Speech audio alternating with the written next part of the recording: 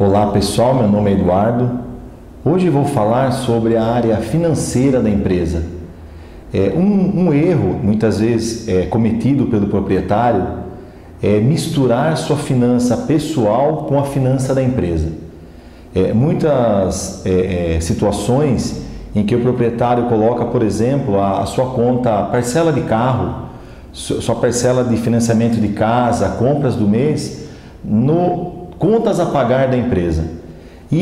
Essa prática, ela atrapalha muito quando é necessário apurar o desempenho do mês. E também pode ocorrer até do proprietário não conseguir levantar exatamente o quanto ele retira da empresa. Além dessa mistura, entre colocação de contas a pagar na empresa, outro fato também que atrapalha a questão do controle são as retiradas diretamente do caixa, sem um critério. Então o proprietário precisa pagar uma conta, ele retira R$100, ele lança no caixa como retirada, mas no fim do período, muitas vezes, ele não levanta, que aquelas retiradas fazem parte de retiradas dele e não de gastos, ou os gastos ou investimentos da empresa. O mais importante, o conceito correto que se deve usar na questão de retirada do proprietário é o conceito de prolabore. O prolabore nada mais é do que a remuneração pelo trabalho que o proprietário tem na operação da empresa. Definir exatamente qual é o prolabore que a empresa pode pagar ao proprietário dentro da realidade dela naquele momento.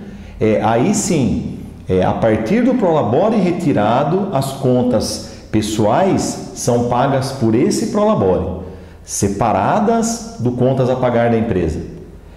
Uma questão importante então, pessoal, definição de um prolabore real que a empresa pode pagar ao proprietário, para não misturar com as contas pessoais com as contas da empresa. Uma outra questão importante para que o financeiro da empresa seja sadio e reflita realmente o que acontece dentro do mês é a provisão do pagamento de 13º e férias. Eu ouço proprietários comentarem o seguinte: novembro, dezembro é um mês complicado, eu tenho pagamento do 13º e férias, é um mês pesado para as despesas da empresa. Quando o proprietário fala dessa forma, mostra que ele não faz a provisão. A provisão nada mais é que uma reserva mensal proporcional às férias e 13º que o proprietário tem que pagar no futuro. Vamos dar o exemplo do 13º. Para um salário de R$1.200. Fatalmente, no mês de novembro e dezembro, o proprietário vai desembolsar para este funcionário o valor de R$1.200. Mas esse desembolso não diz respeito somente ao mês de novembro e dezembro. O 13º, ele vem sendo, a composição dele tem que vir sendo feita mês a mês, o que nós chamamos de 1/12.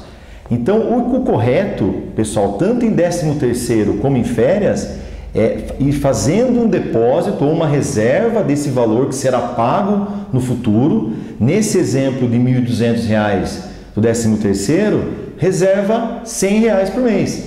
Quando você chega no final do ano, que já por natureza já fica mais complicado na questão das escolas, devido a férias, a procura menor de matrículas, se você não faz a provisão, você complica mais ainda, sem necessidade, o final do ano.